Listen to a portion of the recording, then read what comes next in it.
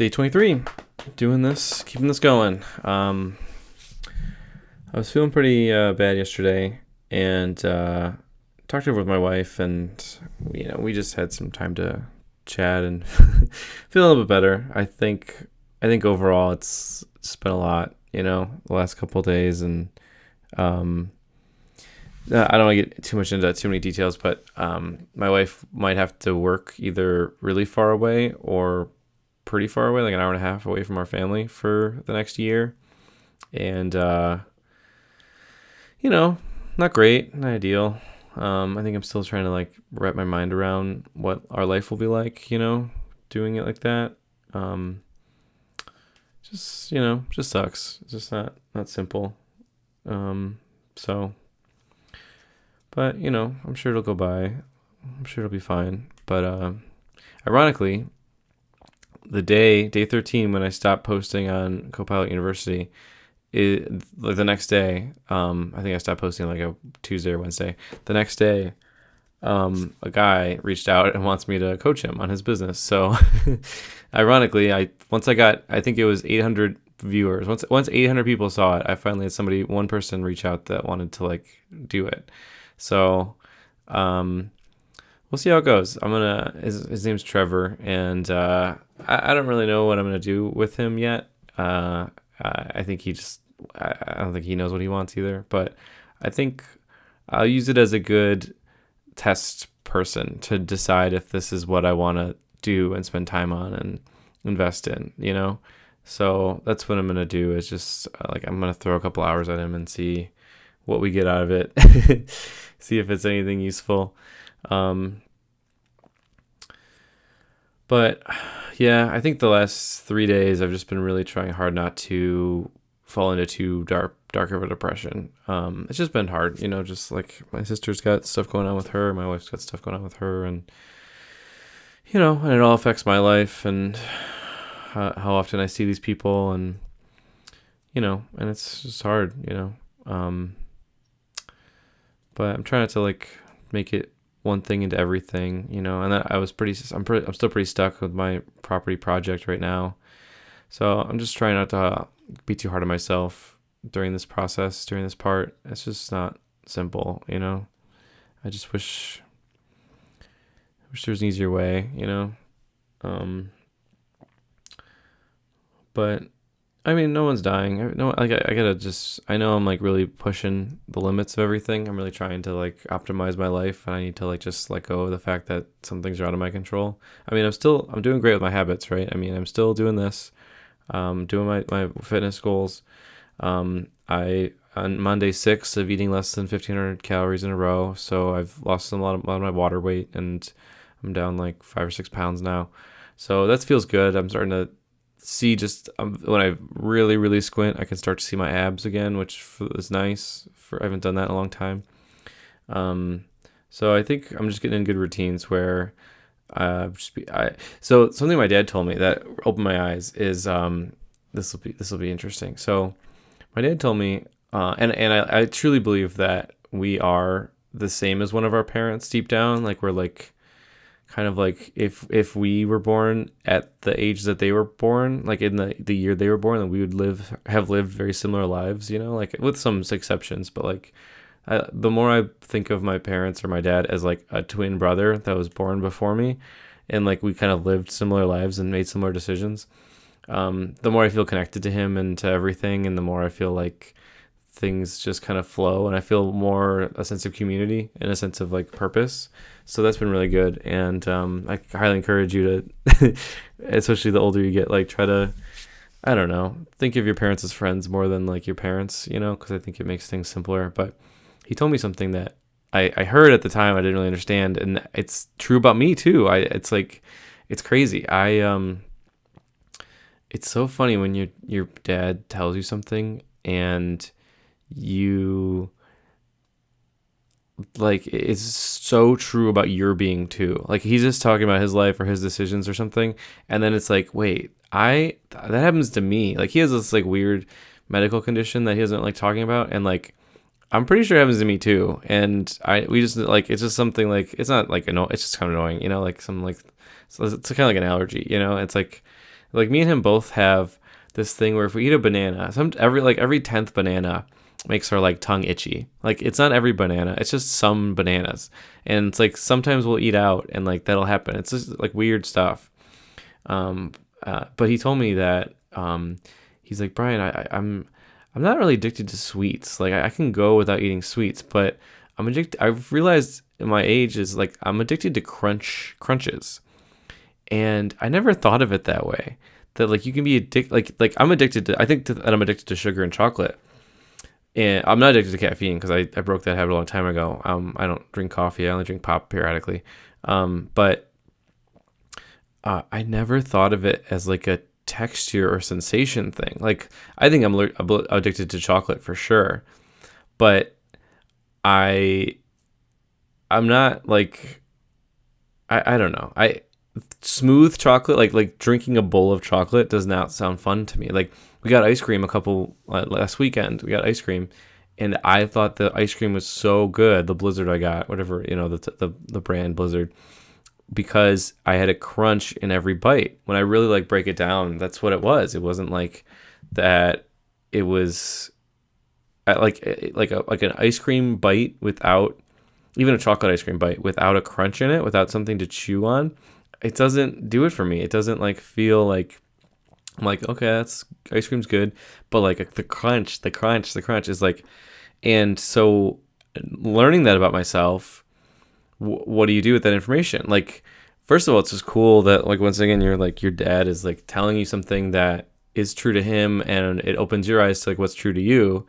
But I'm addicted to peanut M&Ms. I would rather have peanut M&Ms or regular M&Ms or mini M&Ms more than like bars of chocolate or something. I mean, within reason, like, but like I love the taste of Snickers, but there at some level there isn't enough crunch for me in it, you know. And so anyways, I've learned that if I want to stay under 1,500 calories and I'm craving crunches, then I normally grab a cookie. That's my normal go-to, just like a quick snack. Like opening a box of M&Ms is like a whole thing. Like I know I'm gonna eat the whole thing, so I don't do it. But eating just a cookie gets me the crunch, gets me some sugar. I feel good about myself, and I move on. And so it's been hard for me not to go grab a cookie when I'm like trying to stay under 1,500 calories. So what I've been doing is I've been eating a lot of salad, really, really crunchy salad with some croutons in it. But like I gotta pick a less caloric salad dressing because I'm at like 400 calories for a salad, which is kind of like a lot for a salad. But I'm getting my fix of crunch. Like I'm excited to eat salad because I like the crunch of it, you know? And it's so funny. Like when I start picking apart my choices, the things that made me fat and the things that make me unhealthy are the crunches.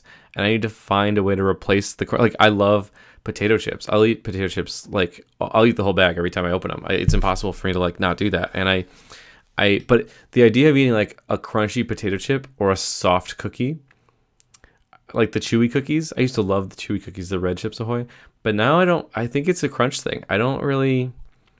You could hear me. I'm getting my energy back after being sick for so long. I feel like I'm feeling better and starting to, get back into the swing of things. Yeah. So I don't know. I think there's something in there to think about for your life that breaking down what you enjoy is important because it's not always what you think it is, Like I realize that I'd rather have a cookie than a salad, but all things being equal, I mean, if I know I prefer crunchy things, I can at least pick healthy crunchy things and I'll still enjoy them some or most of the time or more, a good amount versus a soft thing. Like I think I often replace crunchy things with soft things and then I break the habit because it doesn't like do it for me, but I can find a way to find crunchy things that are still healthy. So like maybe I should be eating more raw vegetables because I like the crunch of it, and those will sound more appealing to me as a snack. Like an apple sounds like more of a snack than an orange to me, and I bet there's some crunch there, like I bet there's something that within all of us that we like decide internally why something's better or worse than it or something else, and it's more of a feeling you're getting from it than anything else. So I don't know. That was just like a little piece of my world that kind of broke my brain for a couple days where it's like, oh, I do like eating salad because I like the crunchiness of it. As long as it's not, um, so bland it's uneatable, unedible. But like, yeah. Anyway, so that was my little aside about my life, and I'm gonna continue. I'm gonna try to eat salad every day for lunch. I've been trying to eat 3 eggs for breakfast, so that's 210 calories. I've been eating salad for lunch, which is about 400, but I'm gonna find a cheaper salad dressing, so hopefully it's more like in the 250s or 300s. And that's what I used to do when I was losing weight and just being more healthy. Because then, at that point, if you can make it till 5 p.m.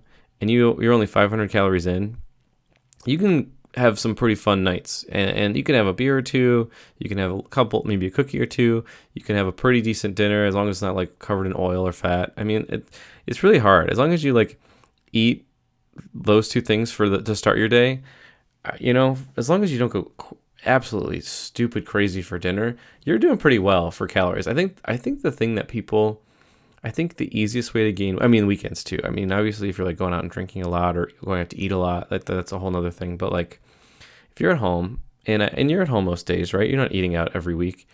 I would say if you can, when you're not eating out, like when you're eating out, I think you got to kind of think about it, like what to do, what's worth it, without breaking your habit. Like we went out to like get a beer yesterday, and I had a beer, and instead of getting like regular wings, I got cauliflower wings, and I'm sure they're a little bit healthier, but I was just still trying to just not eat 800 calories at this restaurant, which, is hard.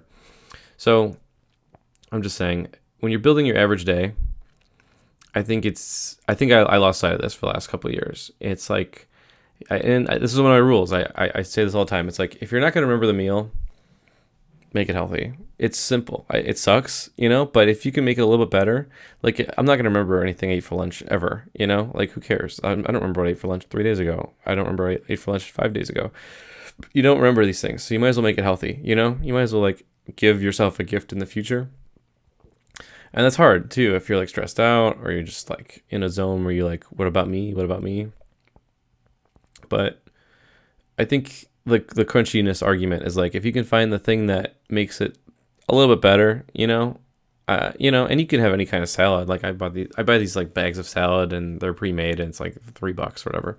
And it's not terrible. It's still like healthy and nice. And, they come with really caloric, salad dressing. But anyways, I think I can sustain this healthy eating habit in being around 1,500 calories for quite a while.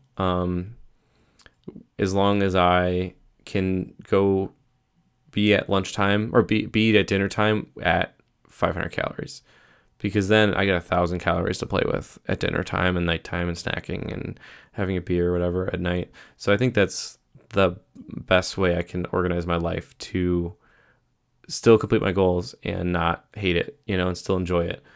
So, but if I didn't have a habit, try to keep it, I wouldn't like be thinking about it this way. If I'm going to try to create a sustainable way to be at 1,500 calories for weeks in a row, months in a row, to get down to and start working out more to be at a higher weight class. I mean, at some point I'll have to stop. I'll have to start eating more protein, and I'm just trying to start a small habit today, which is, and it's hard. It's hard to eat healthy every day. I mean, I'm on day 6 in a row now, and I've broken it a little bit, I guess, but mostly like stress things. But I haven't gone over 1,500 calories, which has been my ultimate goal.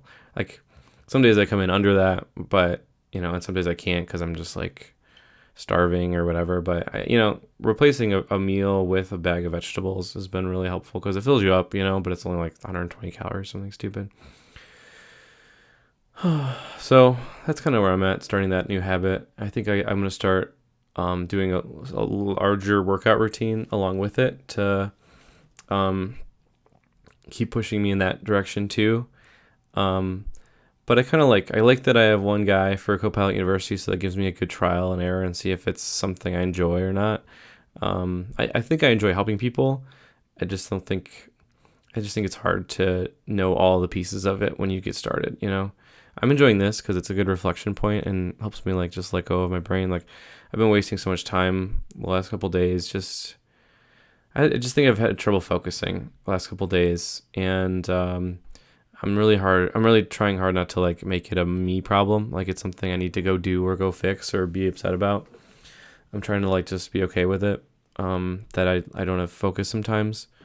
And I think the world's kind of preventing me from focusing. Like, my wife's studying for her boards, and, we're planning our lives out for after that. And like I said, her jobs thing is a mess again.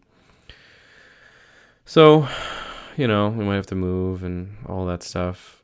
It takes a lot of your brain, it takes a lot of your brain. And I got to switch all our kids around, my insurance, not hers. And,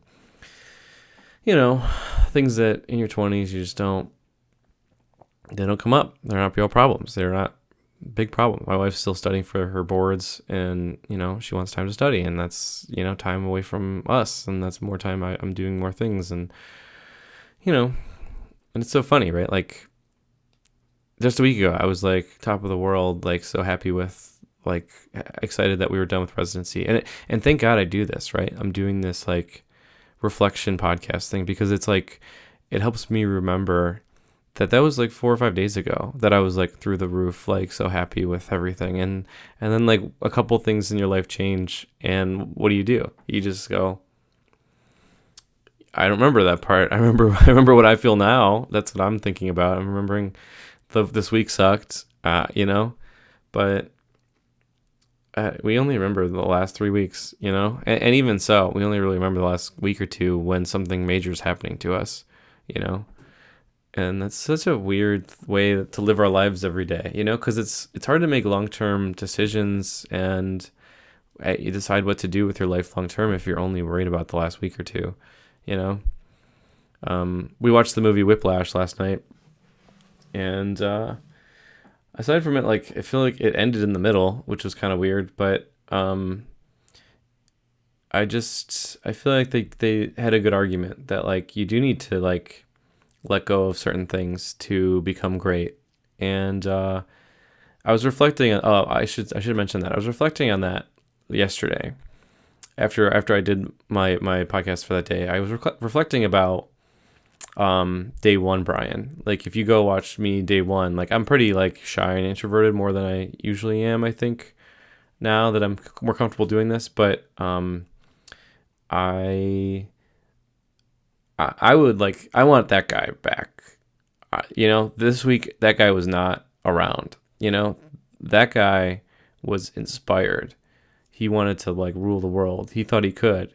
And I don't not feel that way, but I think I need to harness that person more often. I need to go find that person when I'm feeling down. I need to rewatch that video when I'm feeling down to remind myself what's the purpose of all this stuff,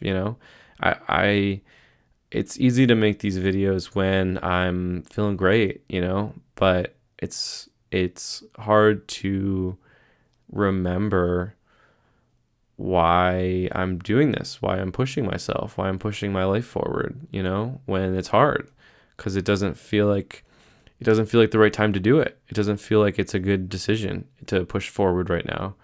And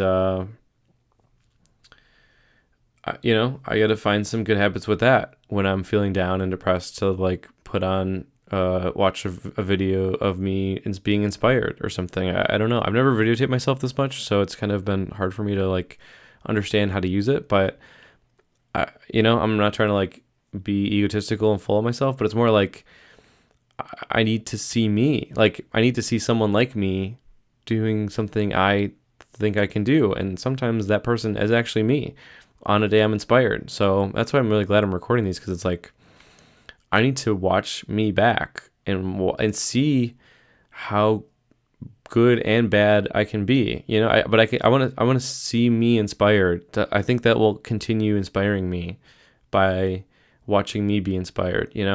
I think it's hard to feel the same way every day, and it's hard to be inspired every day. But I think one of the better ways is to watch yourself be inspired about the thing. And when you're down and depressed, like give yourself the pep talk. Maybe I should do a whole episode on like the pep talk. I need, like, I know you're down. I know you're depressed. I know it's not great. I know the world is ending. What are we going to do? We're going to try some more. Yeah, we're not quitting. We're going to try some more. Okay? When we're stuck, what do? We keep pushing.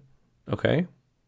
I think that's the pep talk I need. I think I need to like do one of those and say like, I know it sucks. It sucks right now. And yeah. Um, yeah, I think I needed that this week, and I'm glad I'm noticing that could have helped me. I don't know if it would have because I was kind of in my own head. So that's always hard. It's like I talk about this in therapy a lot that like oftentimes you have to get over the thing to realize that you needed to get over the thing. You know, like oftentimes you're not ready to talk about it or think about it. In an active way of solving the problem until the problem's mostly solved.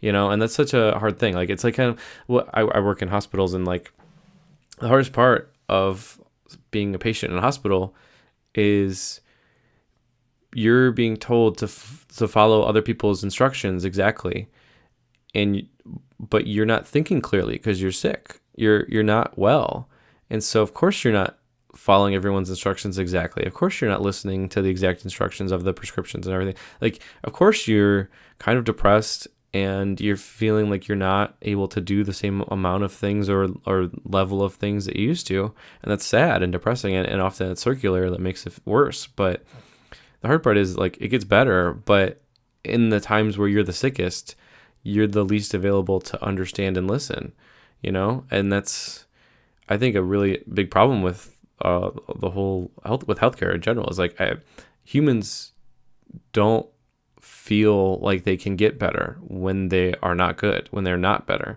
It's hard for us to imagine a world in which we are better. And I think that's how like depression and anxiety works too, is like you can't picture a moment in your life that was better than this moment because your brain is foggy. Your brain is not thinking clearly, and you can say that after it's thinking clearly again, but you'll never believe yourself if you say it before you're thinking again.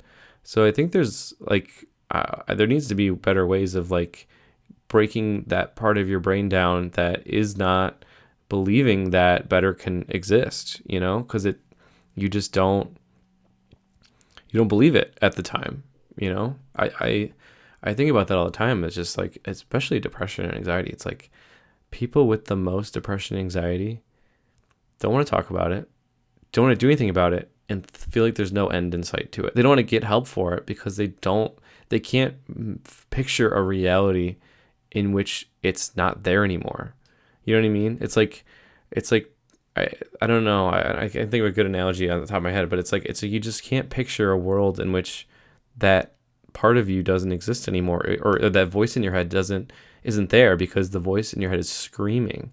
Like it's like you can't even picture a world in which the voice in your head says positive things to you. Like that's a joke. Like it doesn't. They've never said that before, and if they have, I don't remember. It's been weeks or months or days since they've said anything nice to me, so they're never gonna say anything nice to me ever again. And I've spent so many days of my life where I was sitting on a couch or laying in bed or whatever, and I'm like, this will never be better.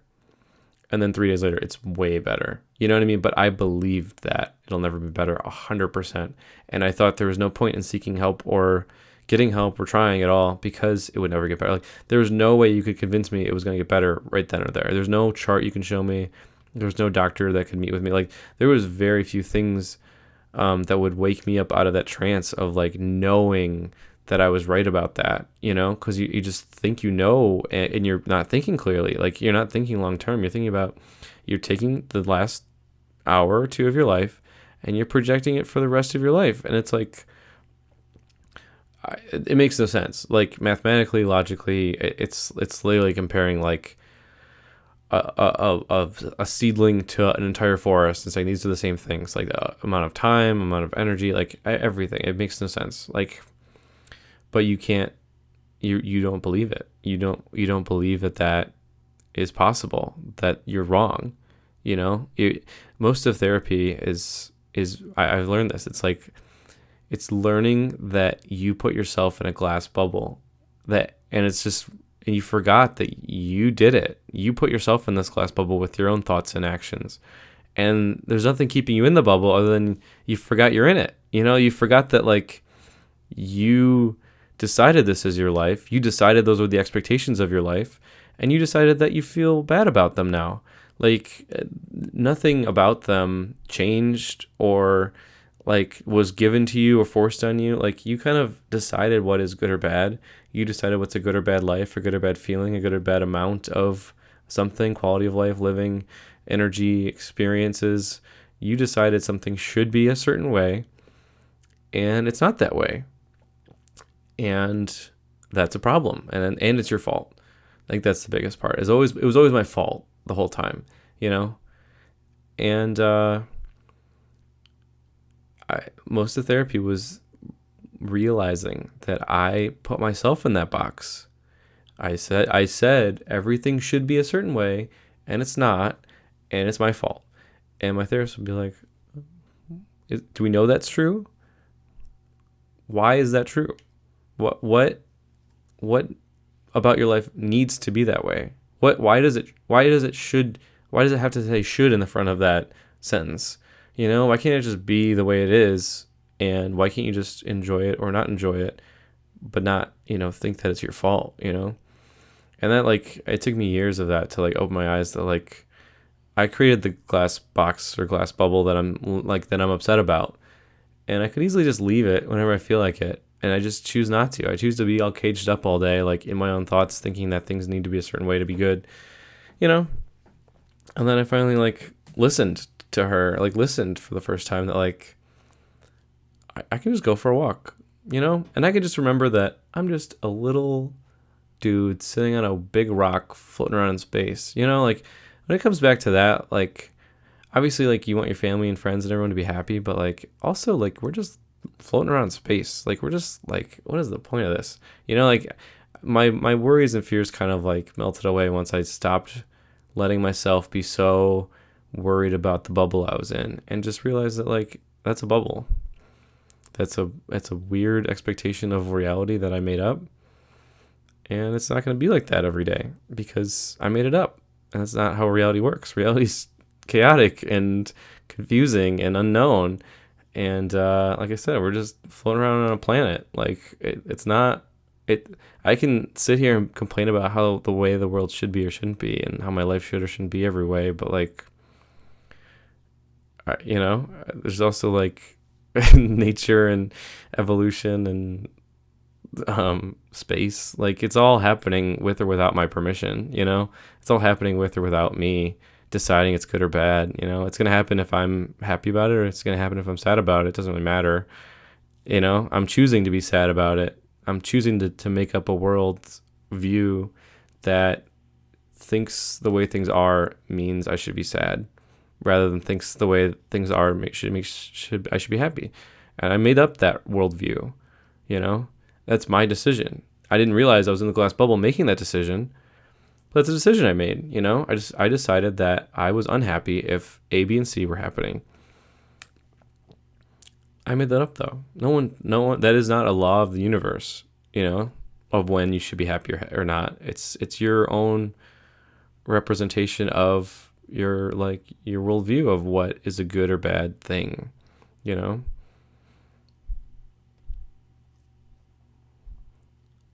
I feel like when you stop labeling everything good or bad, things kind of just are. And especially if you can try to label things that you can't control as not good or bad. I mean, it's hard, right? So I'm in the middle of this thing with my wife where, we don't know where we're going to live or how we're going to see, how often we're going to see each other, with her new job and everything. And if somebody on the street stopped me and I told them my predicament and they said, like, you can't control that, don't get upset about it. I mean, I would like be upset. I'd be like, you're not listening, you're not being empathetic. But honestly, I think it's a good tool to use, and I probably should be using it in this case. It's hard to think clearly about things, which is what I'm saying. It's hard to think clearly about the situation because I'm in the middle of it. It's not over yet. We didn't already do it for a few months and it's not so bad, but in the middle of it, it's scary and upsetting. But if I say I can't control it, and it's going to be how it's going to be, I guess that's making me feel a little bit better right now that it's true though. I can't control it. What am I going to do? Am I going to pout? Am I going to sit around and pouting all day? I guess I should just say I can't control it and just worry about things I can't control. I guess that's true. So once again, I started this to help you, but I always end up helping me, in the process of talking through it. But yeah, so to take my own advice, I would say I need to let go of this problem and say I can't control it and just be okay with that. It sucks. It's hard, but I think it's true. I'm feeling a little bit better about it already.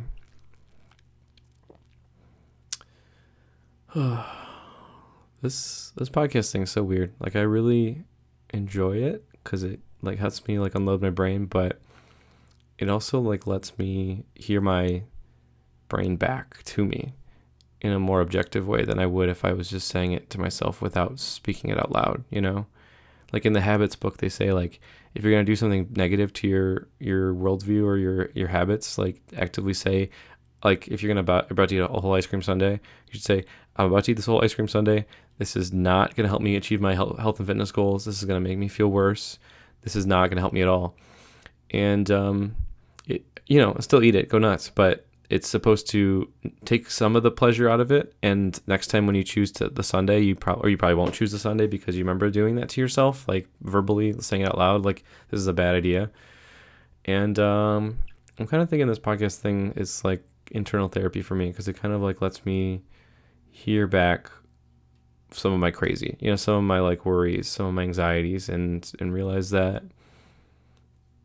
they're not as bad as they appear in my head. I kind of like this process. So, once again, like always, thank you. Putting the time in, trying this out, feeling better every day, right? Feeling better. Yeah, it's weird. It's weird that this is working. I the last couple of days, I'll end this, but the last couple of days I've been thinking about this podcast thing because I keep trying to like relabel what it's for, and I keep coming back to like, is it for me or is it for you, the viewer? Is it for me or is it for you? Because no one's gonna care about it if it's not for you. Like I need to make it for you, for it to be powerful for you. But if it's just for me, that's weird, I got to think about that because I am putting it online. I guess I don't need to do that, but I guess I hope it'll help somebody without me making it all about them. But I know it'll be helpful, more helpful if it's about you, not me. But I've been getting a lot of benefit from it, though, is my point, and it making it for me, not you. And so I think I still have to wrestle with that, if it's for me or for you, because I think so far I like it being for me. If it can be for you too, great. I really want that too. But I don't know if I should go in the direction of like I keep saying, like putting on a persona and singing and dancing and like doing all the things. I kind of like that it's for me because it lets me like brain dump and not feel obligated to be entertaining, So I'll keep thinking about that. But thank you. This is helpful as always. So we're spinning on a rock in space, and my expectation of reality is my own, and it's not something I can actually force on the universe. And I need to be happy or sad about the things I can control, which are these things. If we're being honest, this is what I can control, nothing else. Okay, I like that. Let's hold on to that today. Okay, cool. All right, I'll see you tomorrow.